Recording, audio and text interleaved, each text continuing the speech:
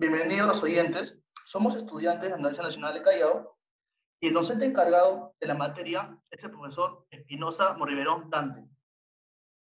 Y en esta oportunidad vamos a explicar el uso de las bacterias en la industria. Los integrantes son Segarra Pérez Fabia Luciana, Tábara Cáceres Ana Lucía y García Stañedoy Arturo, quienes hablan. Las bacterias en la industria alimentaria.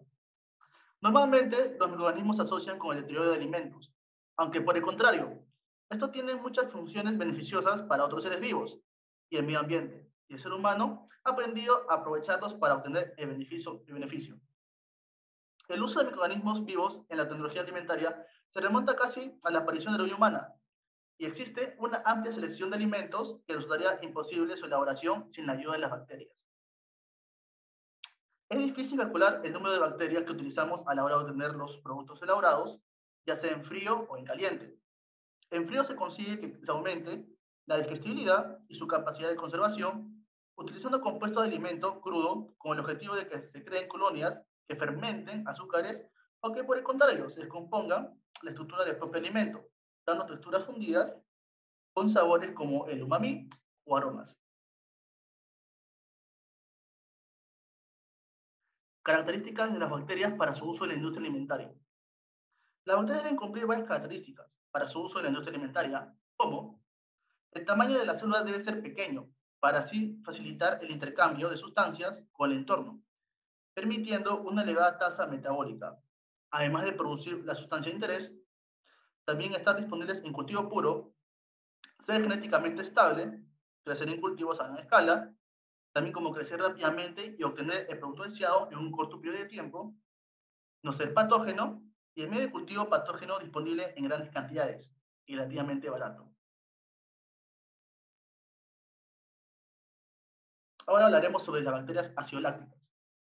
¿Qué son las bacterias acidolácticas? Las bacterias lácticas, siglas BAL, son un grupo de microorganismos representados por varios géneros con características morfológicas, fisiológicas y metabólicas en común. En general, las BAL son cocos o bacilos gram positivos, no esporulados, no móviles, anaeróbicos, microalferofílicos o alterorantes, oxidasa, catalasa y benzina negativas. Carecen de citocromos, además que no reducen el nitrato a nitrito y producen ácido láctico, como el único o principal producto de la fermentación de carbohidratos. Además, las BAL son ácidos tolerantes, pudiendo crecer algunas de valores de pH tan bajos como 3,2, otros valores tan altos como 1,6, y la mayoría crece a pH entre 4 y 4,5, permitiéndole sobrevivir naturalmente en medios donde otras bacterias no aguantarían la aumentada actividad producida por los ácidos orgánicos.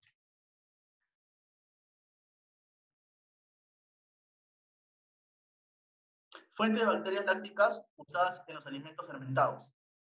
Las bacterias lácticas involucradas en fermentaciones de alimentos pueden entrar en los mismos por las vías siguientes. Pueden estar presentes en la materia prima en números suficientes para crecer más que otros microorganismos. Este es el caso en fermentaciones tradicionales, de vegetales y embutidos. También pueden estar presentes en el equipo usado para preparar y fermentar el alimento. Por ejemplo, en grietas finas y nichos de barriles de maderas usados para la salmuera en alimentos como pepinos, aceitunas o pescado. También como material de una fermentación previa. Por ejemplo, suero de manufactura de quesos usado para inocular un nuevo lote. Son aditivos, conocidos empíricamente y que contienen los agentes requeridos que son añadidos. También cultivos añadidos que contienen una mezcla compleja de iniciadores que han sido preparados como un cultivo mixto y cultivos que son también añadidos y que contienen una o más cepas definidas propagadas como cultivos puros. Bacterias patógenas. Las bacterias patógenas es el síndrome originado por la ingestión de alimentos y o agua que contienen agentes etiológicos en cantidades tales que afectan la salud del consumidor. Y en esta tenemos a la salmonella, a la Escherichia coli, a la Listeria monocytogenes, al Vibrio spp, a la Aeromonas hydropila. Y estas bacterias se suelen encontrar en carnes, vegetales, pescados, entre otros. Además, presentan síntomas similares, como la fiebre, cólicos estomacales, diarreas, dolores de cabeza y escalofríos. Voy a dar el paso a mi compañera. Las bacterias en la industria farmacéutica. La industria farmacéutica es el sector encargado en la fabricación, producción y comercialización de productos químicos medicinales para el tratamiento y prevención de enfermedades. Para estudiar el papel que desarrolló las bacterias en la industria farmacéutica, hablaremos en primer lugar de la biotecnología. Siguiente, por favor. Esta se define comúnmente como una ciencia que utiliza diferentes procesos, técnicas y métodos que se aplican en el uso de organismos o los productos de los mismos para el beneficio humano con el fin de desarrollar un producto o resolver un problema. Dentro de la industria farmacéutica, es un área en la que se utilizan algunas de estas técnicas más avanzadas de la biotecnología, tal como el ADN recombinante. Siguiente, por favor. La técnica del ADN recombinante consiste en introducir un gen que nos interesa dentro de un vector que lo introducirá a su vez dentro de una célula denominada célula hospedadora o anfitrión. En ella, el gen en cuestión se traducirá y sintetizará así la proteína codificada que nos es útil. Las etapas para la obtención son las siguientes: la localización del gen, cortar el gen en enzimas, preparación de un vector de clonación, siguiente, la formación de ADN recombinante, la introducción del ADN recombinante en célula hospedadora, la propagación del cultivo y por último la detección y selección de clones recombinantes. Ahora, este proceso llamado tecnología del ADN recombinante se emplea para producir muchas proteínas de uso médico, como la insulina, la hormona de crecimiento y factores coagulantes. Siguiente, por favor. La insulina, esta es una hormona producida por el páncreas que contribuye a regular los niveles de glucosa en sangre. Esta hormona es vital para el transporte y almacenamiento de la glucosa en las células. Ayuda a utilizar la glucosa como fuente de energía para el organismo. Siguiente diapositiva. Entre los usos de la biotecnología en la industria farmacéutica está el uso de la tecnología de ADN recombinante para modificar la bacteria Escherichia coli para la producción de insulina, que fue elaborado por Genentech en 1978. Esta técnica era bastante eficaz para el tratamiento de la diabetes. La insulina de origen animal no es la misma que la insulina humana y por lo mismo esta insulina puede causar reacciones alérgicas. Siguiente diapositiva. Se va a producir la insulina humana utilizando microorganismos, concretamente las bacterias transgénicas. En la producción artificial de la insulina se utilizan dos cepas distintas de E. coli que se sintetizarán a los polipéptidos A y B. Posteriormente, estas se aíslan en ambas cadenas y se unen por procedimientos químicos dando la insulina. Es decir, que para obtener la insulina humana se produce por separado ambas cadenas para posteriormente asociarlas químicamente. Siguiente, por favor. Acá podemos observar los pasos que se incluyen para este tipo de manipulación de material genético. Tenemos como paso número 1 la obtención por síntesis química del gen deseado. Paso número 2, aislamiento del gen en un vehículo de transporte tal que permita una expresión eficiente y estable en los organismos receptores. Y por último, la introducción del gen en el organismo receptor mediante el vehículo, que en este caso sería la bacteria E. coli. Siguiente, por favor. Las vacunas, estas se suelen utilizar dentro de tres estrategias principales para crear respuestas inmunes mediante el uso de vacunas. Las vacunas de subunidades Se fabrican inyectando porciones de estructuras virales y bacterianas que son a menudo proteínas o lípidos del propio microbio. Las vacunas atenuadas requieren que se utilicen bacterias o virus vivos que hayan sido debilitados por el tiempo o por haber alterado los factores de crecimiento de estos, para prevenir su duplicado después de que sean introducidos en el medidor de la vacuna. Las vacunas inactivas. Siguiente, por favor. Las vacunas inactivas. Se acaba con los patógenos y se usa el microorganismo muerto o inactivo para la vacuna. Por último, vemos las vacunas con toxoides que utilizan una toxina, producto nocivo, fabricada a partir del germen que causa una enfermedad. Crean inmunidad a las partes del germen que causan una enfermedad en lugar de al germen en sí. Siguiente diapositiva. Como ejemplo de ello, tenemos dentro de las vacunas con toxoides, tenemos la vacuna antitetánica, producido por Clostridium tetani. Es un compuesto proteico que se obtiene de la toxina tetánica y se modifica con calor y formaldehído. Posteriormente, para su forma galénica, se utiliza el preparado absorbido, como toxoides tetánicos purificados y absorbidos en hidróxido o fosfato de aluminio. Otro ejemplo es la vacuna antidiftérica. El agente inmunizante de esta vacuna es un toxoide diftérico obtenido de cultivos de Corynebacterium diphtheriae, productor de toxina e inactivo con formol. Siguiente, por favor. Y en vacunas inactivas tenemos la tosferina y la cólera. Ahora doy pase a mi compañera. Ya. Las bacterias en la industria textil. Siguiente. Ya. Biotecnología blanca en la industria textil. Es la rama de la ciencia que fue definida por la Organización para la Cooperación y el Desarrollo Económico, OECD, como la aplicación de la ciencia y la tecnología a los organismos vivos, así como sus partes, productos y modelos, para alterar materiales vivos o no vivos para la producción de conocimientos, bienes y servicios.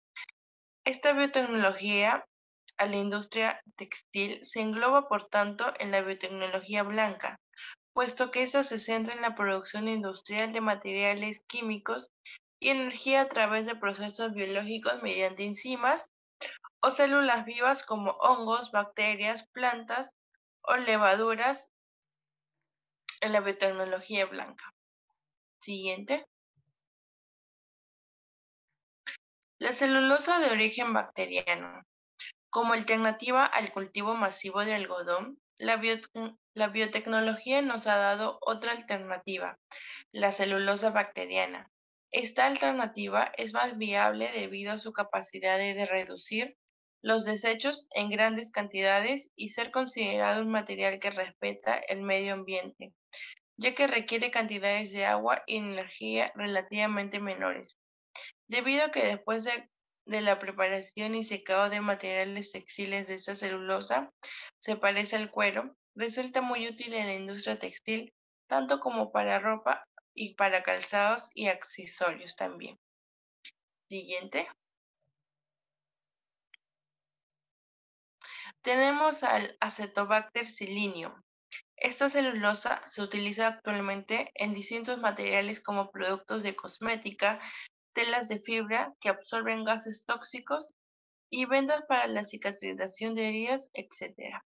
La principal bacteria utilizada para la producción de celulosa es Acetobacter silinium, debido a que produce celulosa como un polisacárido extracelular en grandes cantidades, lo que hace que sea viable para su uso industrial. Otra posible forma de obtener celulosa bacteriana es mediante la fermentación producida por una colonia simbiótica de bacteria y levadura, conocida comúnmente como kombucha. Siguiente. En esta imagen se puede observar la diferencia entre la descomposición de los textiles tradicionales, especialmente aquellos formados por fibras sintéticas que tienen un tiempo de degradación muy largo, y la de textiles de celulosa bacteriana de descomposición muy rápida. Siguiente. Ahora tenemos los pigmentos de origen bacteriano, microorganismos. Surge la explotación de microorganismos ya que son capaces de producir diversos bioproductos, uno de los cuales son los pigmentos. Así, la producción de pigmentos bacterianos como tintes naturales ha sido investigada por varios entusiastas en esta área. La industria ahora puede producir algunos biopigmentos bacterianos para aplicaciones en alimentos, cosméticos, textiles, etc. Las bacterias pigmentadas se pueden obtener de varias fuentes ambientales que se pueden cultivar y purificar. Se pueden usar varios medios de crecimiento para aislar diferentes tipos de bacterias que producen pigmentos. Sin embargo, debido al alto costo de utilizar el medio sintético, es necesario desarrollar un nuevo proceso de bajo costo para la producción de pigmentos. El uso de desechos agroindustriales proporciona un medio rentable para producir el costo del sustrato. Siguiente. Biopigmentos. Los microorganismos son las herramientas más versátiles en biotecnología para producir una variedad de moléculas, incluidas enzimas, antibióticos, ácidos orgánicos y pigmentos. Estudios recientes han demostrado que los microorganismos son una fuente prometedora de color natural. La presencia de pigmentos ha sido reportada en todo el mundo microbiano, incluyendo bacterias, hongos, levaduras, algas y protozoos. Estos microorganismos pueden ser aislado, cultivado, purificado de diversas fuentes naturales. Siguiente. Y acá se puede observar en la imagen los biopigmentos producidos por diferentes bacterias en una placa de Petri y los colores que produce. Siguiente. Uso de microorganismos en la producción de pigmentos. Un método prometedor es la producción de biopigmentos por microorganismos que presentan una alta tasa de crecimiento y viabilidad en el desarrollo de bioprocesos. El uso de estos microorganismos en la producción de pigmentos trae muchas ventajas, no solo por sus características naturales, sino también por el hecho de que no dependen de condiciones climáticas y también geográficas para su crecimiento, siendo completamente rendimientos contables y predecibles. Esos pigmentos microbianos son de interés industrial por ser más estables y solubles en los que son obtenidos de plantas y animales. Y lo más importante, pueden ser producidos utilizando residuos industriales como materia prima y así reducir la contaminación del agua y el medio ambiente. Otra ventaja de usar microorganismos es que pueden ser genéticamente modificados y como resultado, la producción de pigmentos por el microorganismo pueden incrementarse en grandes proporciones. Siguiente. Y acá se puede observar los microorganismos que producen algunos pigmentos específicos. Ahí encontramos al bacilo, al Achromobacter, al Xantinobacter. Siguiente. También está el Pseudoma, el Corynebacterium y Brevibacterium. Siguiente. Y por último, el Serratiac es un color rojizo, como se puede observar, el Streptomyces y el Rhodococcus mari. Y eso sería todo. Muchas gracias.